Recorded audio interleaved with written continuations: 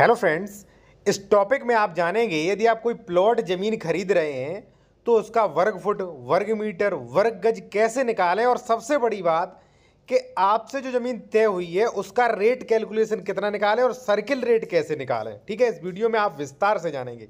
तो प्लॉट खरीद रहे हैं तो बने रहें।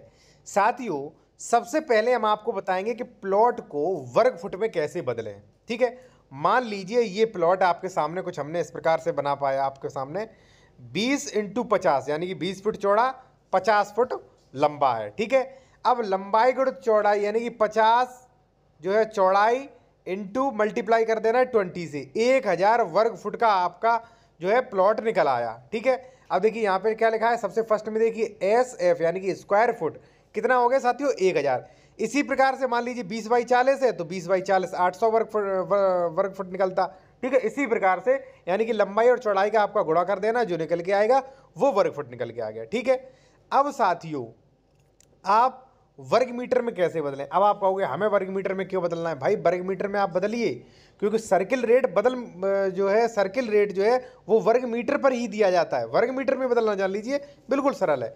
अब साथियों क्या किया आपने, जितना आपका स्क्वायर फुट निकला हो, 1000, 2000, 5000, 10,000 या 500, जितना हमारा 1000 निकला था तो उसमें कर देना है डिवाइड, भाग 10.76 का। तो हमारा निकल के आ गया 92.93 स्क्वायर मीटर। ठीक है, ये निकल के आ गया साथियों हमारा मीटर में प्लॉट बदल गया। कितने वर्ग मीटर है, 92.93 वर्ग मीटर। ठीक है, अब वर्ग मीटर में निकल के आया। अब कई जगह में साथियों वर्ग गज में प्लॉट खरीदते, तो अब वर्ग गज में कैसे निकालोगे वो भी आप जान लीजिए। अब देखिए साथियों, वर्ग मीटर में आप बदल लीजिए, 92.93 आपका वर्ग मीटर था।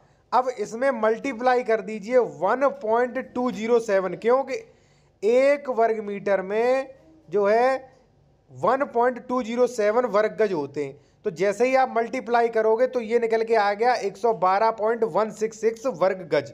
ठीक है, अब देखिए, अब आपसे जमीन जैसे तय हुई हो, मान लीजिए किसी ने आपको वर्ग फुट में तय करके दी थी, तो 1000 वर्ग फुट जितने वर्ग फुट रुपए दी, मान लीजिए 800, 1000, तो 1000 में 1000 का गुणा कर दीजिए, 10 लाख निकल के आ जाएगा।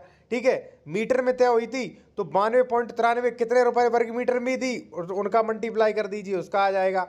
इसी प्रकार से साथियों जो है वर्ग गज में दी है तो आप जो है वर्ग गज निकाल के, जैसे 112.166, अब कितने रुपए वर्ग गज दी है, मान लीजिए 2000 रुपए, 1000 रुपए, जितने भी, तो इसमें मल्टीप्लाई कर दीजिए, गुणा कर दीजिए, निकल के आ जाएगा। ठीक है, अब साथियों हम बताते हैं आपको कि सर्किल रेट कैसे निकालना सीखें। इससे पहले एक चीज़ मैं आपको और बता दूं, यदि आप कोई कानूनी सलाह लेना चाहते हैं या उत्तर प्रदेश में ज़मीन खरीद रहे, डॉक्यूमेंट्स वेरिफिकेशन करवाना चाहते हैं कि ज़मीन पे विवाद तो नहीं, डबल रजिस्ट्री तो नहीं, किसी प्रकार का कोई भी विवाद तो नहीं है, कोई केस तो नहीं पेंडिंग में है, तो करवा सकते हो। कॉन्टैक्ट नंबर हमारा वीडियो की डिस्क्रिप्शन में मेंशन किया गया है, व्हाट्सएप मैसेज करिए, वहाँ पे आपको बता दिया जाएगा कैसे बात करनी है आपको।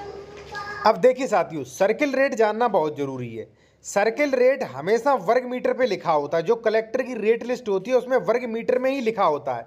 जैसे आपकी ज़मीन 93 वर्ग मीटर है, आपने वर्ग मीटर निकाल लिया, तो जितना भी आपका सर्किल रेट हो वर्ग मीटर, जैसे 9300 है हमारा, ठीक है, कहीं का 9300, कहीं 5500, कहीं 8000, कहीं 10,000, कहीं 16,000, ऐसे चलता है। तो जितना वर्ग मीटर है उसमें आप प्रति वर्ग सर्किल जो भी सर्किल रेट हो उसका गुणा कर दीजिए, मल्टीप्लाई कर दीजिए, जो भी निकल के आएगा सर्किल रेट निकल के आएगा। अब सर्किल रेट पे दिया जाता है स्टाम्प। ठीक है, अब नेक्स्ट वीडियो में हम बताएंगे आपको कि स्टाम्प कितना बनेगा। वैसे नॉर्मल मोटा मोटी तौर पे आपको मैं बता दूं कि जो भी आपका सर्किल रेट निकल के आता है उस पर 5 से 7% स्टाम्प शुल्क दिया जाता है। ग्रामीण एरिया है तो वहाँ पे 5, शहरी एरिया है तो 7।